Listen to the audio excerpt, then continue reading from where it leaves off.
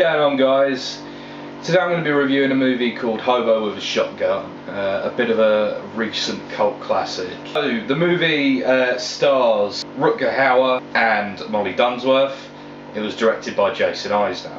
So essentially the plot of the movie follows Rutger Hauer, who plays a nameless hobo who travels from town to town doing his thing, and he arrives in this one little town where crime is rampant. The city is basically owned by a gang run by the Drake, along with his sons Slick and Ivan. They run everything in the town, you know, they basically own the police. The hobo basically decides that he's got to get his life on track. He decides that he's going to save up money for a lawnmower to start his own business, mowing lawns. He befriends a local prostitute named Abby, played by Molly Dunsworth. When he's in the pawn shop getting ready to buy the lawnmower, a group of armed robbers break in and threaten to kill one of the patrons if the owner doesn't hand over all the money in the till. Rather than buy the lawnmower, he chooses to buy a shotgun, and he kills the armed robbers and decides to set about cleaning the town up, delivering justice one shell at a time, as they say in the movie.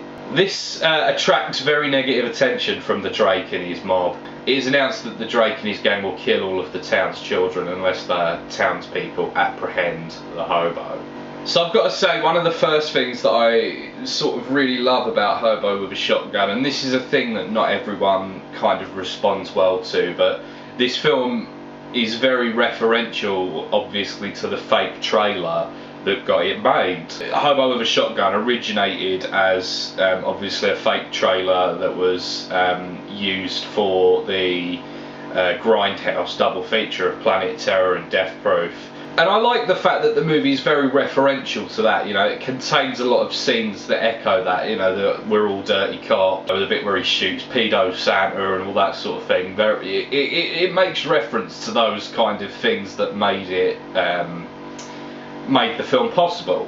And I also love the fact that the film really commits to being exactly what it is, which is a high-impact gore exploitation movie. Obviously, I don't want to spoil some of the gore, but some of it is so creatively done. The fact that the effects are fairly primitive kind of doesn't matter, you know. It does things in such a kind of visually interesting way that it doesn't need to have the most exact prosthetics and things in order to be really visually shocking. You know, stuff like the digger coming down on the box that's got someone in it, and all the blood spreading out. You know, obviously a fairly primitive effect, but it works very well. To get off the topic of visuals onto something else that I really like about the movie.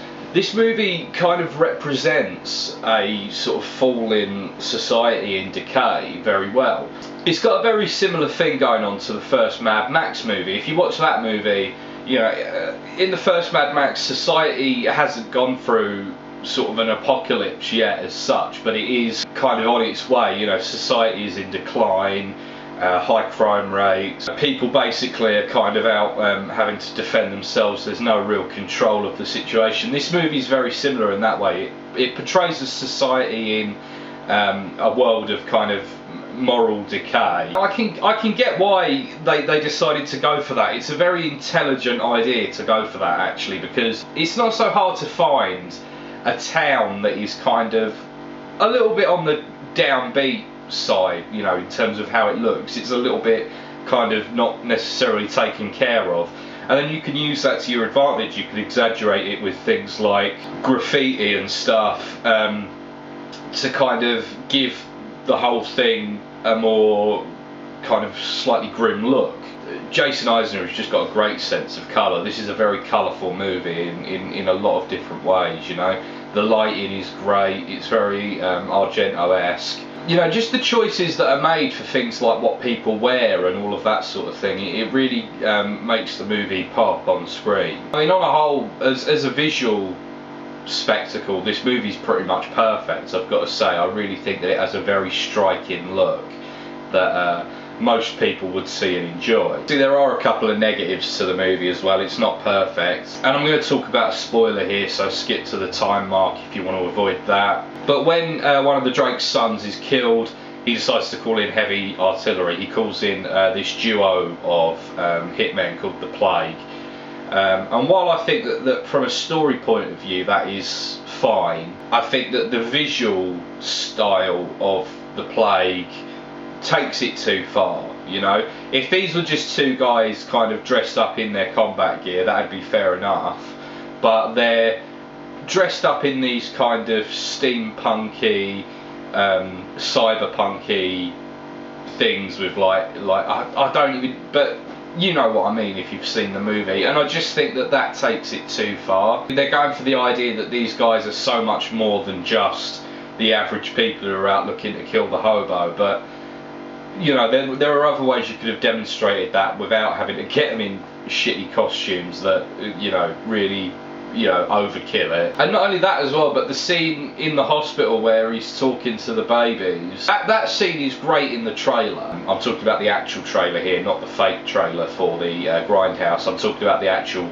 theatrical trailer for this movie. But in the movie it just feels very out of place because it totally feels like it's there for the trailer rather than anything else. And in a way that kind of is understandable because this is a movie that was born out of a trailer in its own right, so kind of the advertising methods of this movie kind of created the movie itself rather than the other way round. In terms of a visual spectacle, etc., this is a very, very solid movie. And I mean, I like the story a lot as well. So yeah, I would recommend Hobo with a Shotgun, definitely. I think this is a good movie, and I think most people would find something to like in it, be it the outrageous gore, the black comedy. You know, and on top of that, there's obviously great horror elements, thriller elements, action elements. I really do think that anyone would find something that they like about Hobo with a Shotgun, even if they don't like it to the same extent that I do. I'm going to give Hobo with a Shotgun an 8 out of 10. I definitely think this is a lot of fun to watch and a really great, well put together film, visually speaking. From what I've been able to gather, this is Jason Eisner's first directorial feature, and I certainly hope it's not his last. Thank you very much for watching, ladies and gentlemen. I hope you enjoyed this video. If you have, why not leave a like? Subscribe to my channel, comment, tell me what you think of Hobo with a Shotgun. Also, I'd really love you to check out my podcast. It's called Ironcast. There's a link in the description. It's all about music in its various forms. Please go and check that out. Thank you very much for watching, ladies and gentlemen. I'll see you again very soon.